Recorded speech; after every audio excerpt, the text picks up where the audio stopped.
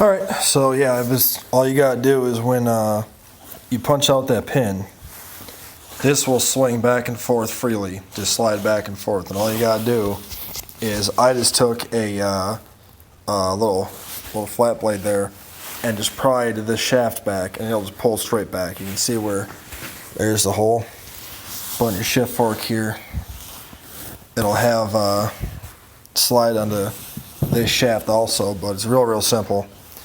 So you got these little plugs out the back too. A little rubber plug is all it is.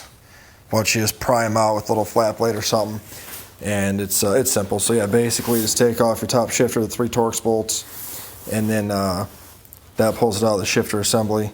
Then all you gotta do is just punch out these, goes to the back, you pull that out. I swung this forward a little bit up to here, took a pry bar in between as I'll press it out a little bit, and then this thing here, the shaft, I was able to keep prying it back and pulling it back until it moved back enough to where this just fell right out. So pretty simple, and then afterwards I'm going to clean it off with brake cleaner and make it all nice and pretty. But that's all it takes, so very simple. Thanks.